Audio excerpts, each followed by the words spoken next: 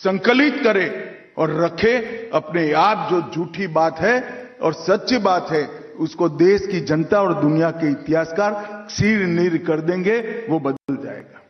वो बदलने का पुरुषार्थ हमें करना पड़ेगा। आज इस पुस्तक का ही उदाहरण मैं देकर कहता हूं, सभ्यता की रचना और उसका संरक्षण संवर्धन के कश्मीर केंद्र था, लद्दाख केंद्र था, उसका अनेक उदाहरण इस पुस्तक के अंदर हमें मिल जाते हैं। यहीं के महान चरक ने आयुर्वेद को एक प्रकार से परिभाषित किया। जो चरक को पढ़ेंगे उनको मालूम होगा कि -45 डिग्री में पलने वाली, बढ़ने वाली, अस्तित्व संभालने वाली कई औषधियों को अलभ्य औषध कर उन्होंने वर्णन किया है। सुश्रुत का चिकित्सा विज्ञान की नींव में भी बहुत सारे रेफरेंस पड़े हैं। पाणिनि का व्याकरण, भरत मुनि का नाट्यशास्त्र और आदि शंकराचार्य का चातुर्मास, ये सारा एकत्रित करते हैं तो अपने आप कश्मीर का इतिहास प्रस्तापित हो जाता है।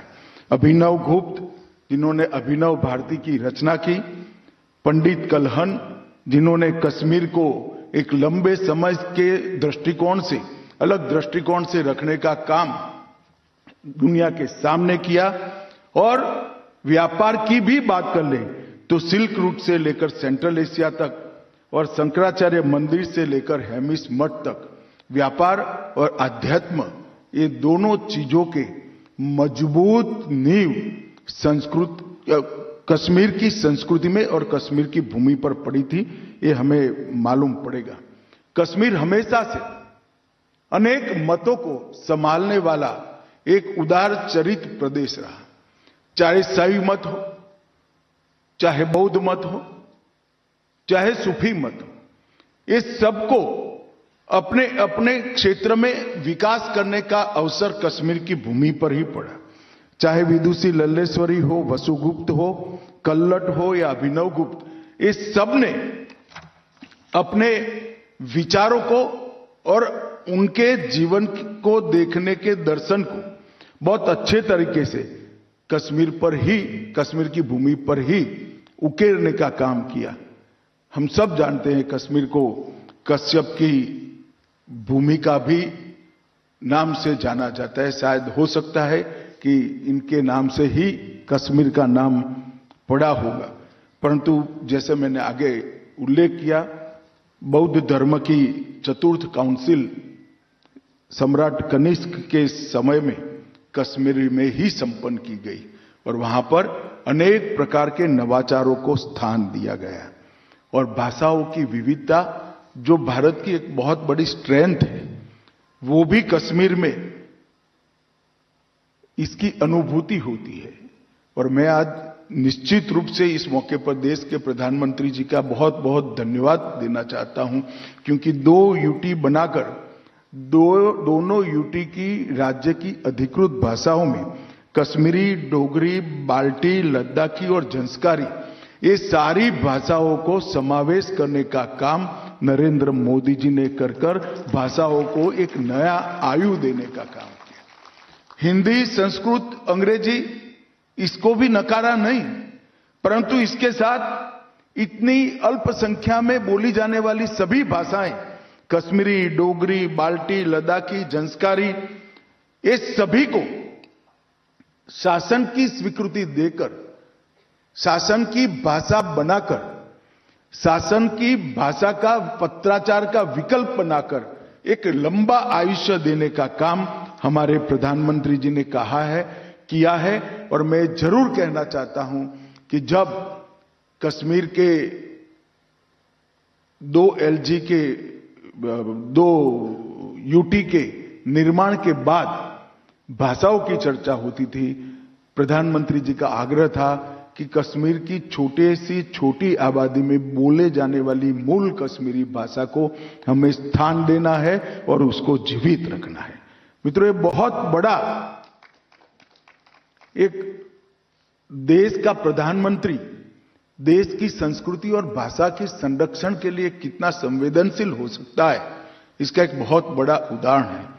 मित्रों, हमेशा कट्टरपंथियों का, लूट खसोट करने वालों का और राज्य का विस्तार की एक प्रकार की घृणित विचार को लेकर आक्रांताओं का कश्मीर हमेशा से शिकार रहा, मगर फिर भी समय समय पर बहादुरी के साथ ललितादित्य हो, कोटा रानी हो, वीर बाहू हो, सबने मक्कमता से इसका सामना भी किया और इस सब के बावजूद भी कश्मीर की अपनी पहचान को समाहित करने का, संरक्षित करने का बहुत अच्छा प्रयास किया।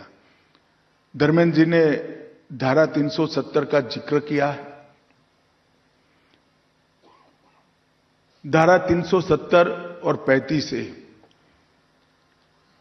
ये हमारे देश को एक प्रकार से हमारे देश के साथ कश्मीर को एक रूप होने से रोकने वाले व्यवधान थे। उस वक्त भी डॉक्टर तंवर ने कहा, उस वक्त भी जनता ना चाहती थी, ना लोग चाहते थे। संविधान सभा में भी बहुमत नहीं चाहता था कि धारा 370 संविधान का हिस्सा बने। खैर, मगर बन गया। मगर कुछ दृष्टिवान लोग भी थे जिन्होंने जब हिस्सा बना तब टेम्पररी प्रोविजन लिखना जरूरी समझा। और मित्रों, जो चीज कृत्रिम होती है, प्राकृतिक नहीं होती है, नेचुरल नहीं होती है, वो उसका आयुष्य लंबा नहीं होता है। और नरेंद्र मोदी जी के दृढ़ संकल्प ने 5 अगस्त 2019 को धारा 370 को समाप्त करकर एक कलंकित अध्याय हमारी आजादी का समाप्त करने का, आजादी के बाद के इतिहास का समाप्त करने का काम किया। और वहीं से कश्मीर का भारत के साथ, बाकी भारत के हिस्सों के साथ ही विकास का अध्याय शुरू होता है। कई बार मुझे कई लोग प्रश्न पूछते हैं कि धारा 370 और आतंकवाद का क्या रिश्ता है। उनको मालूम नहीं है, धारा 370 ने ही घाटी के युवाओं के मन में अलगाववाद का बीज बोने का प्रयास किया। मुस्लिम आबादी देश के कई हिस्सों में है, किसी भी स्थान पर क्यों आतंकवाद नहीं आया?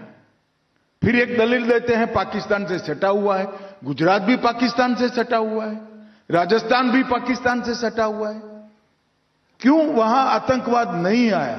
धारा 370 ने भारत और कश्मीर का जुड़ाव टेम्पररी है ऐसा एक भ्रांति फैलाने का काम किया, जिसने अलगाववाद के बीज बोए जो आने वाले दिनों में आतंकवाद में परिवर्तित हुए। और ये दुर्भाग्यपूर्ण बात है कि 40,000 से ज्यादा लोग आतंकवाद के बलि चढ़ गए। कश्मीर का विकास दशकों तक पीछे चला गया और कश्मीर के अंदर सालों तक आतंकवाद का नंगा तांडव होता रहा और देश मूक दर्शक बनकर देखता रहा।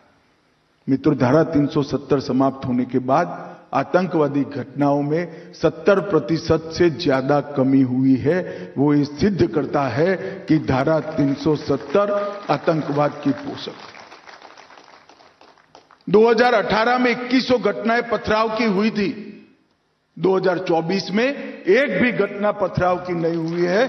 2024 समाप्त हो चुका है। 25,000 से ज्यादा पंच, सरपंच, तहसील पंचायत के सदस्य, जिला पंचायत के सदस्य चुनाव जीत कर आए हैं। अपना अपना गांव, अपनी अपनी तहसील, अपना अपना जिला चला रहे हैं। वहां पंचायती राज, लोकतंत्र पाताल तक गहरा चला गया। लोकसभा के चुनाव हुए, विधानसभा के चुनाव हुए। 33 साल में सबसे ज्यादा रिकॉर्ड मतदान अगर कभी हुआ तो अभी हुआ है। अब इंडस्ट्री भी जा रही है। 2 करोड़ 11 लाख टूरिस्ट जा रहे हैं। एक साल में 2024 में 324 सीरियल या फिल्मों का फिल्मांकन कश्मीर में हुआ है। जो एक जमाने में 60 के दशक में हुआ करता था, वो आज शुरू हो चुका है। 33 साल के बाद घाटी में थिएटर में नाइट शो चला है।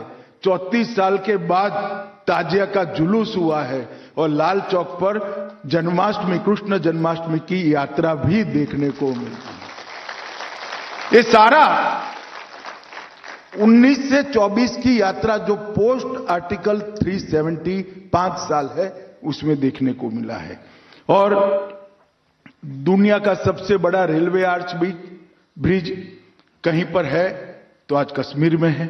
सबसे लंबा दुनिया का टनल, एशिया का सबसे बड़ा लंबा टनल कहीं पर है तो कश्मीर में है। भारत के पहला केबल स्टे रेल ब्रिज कहीं पर बना है तो कश्मीर में बना है। IIT, IIM, 2 एम्स, 9 सरकारी मेडिकल कॉलेज, 5 नर्सिंग कॉलेज, 2 राज्य के कैंसर संस्थान, 8 महाविद्यालय बन चुके हैं और 24 बन रहे हैं। 59 कॉलेजों को मान्यता दी गई है और हाईवे टनल का निर्माण हो रहा है। मित्रों, ये सारा एक 10 साल में हुआ है। कांग्रेस के मित्रों को हम पर आरोप लगाने का बहुत खुली छूट है। आप कुछ भी कह सकते हो, राजनीति में आरोप लगा सकते हो, मगर मैं एक छोटा सा सवाल पूछना चाहता हूं, इसके 10% भी आपके 70 साल में क्यों नहीं हुआ? इसका हिसाब आपको देश और कश्मीर की जनता को देना चाहिए। जितने इसके 10% भी नहीं हुआ। 80,000 करोड़ रुपए का पैकेज प्रधानमंत्री जी ने न केवल घोषणा की, इसको जमीन पर उतारने का काम नरेंद्र मोदी जी ने किया है। और 4G और 5G नेटवर्क को भी अनेक गांवों तक पहुंचा दिया। ऑलमोस्ट 87% कवरेज आज हो चुका है।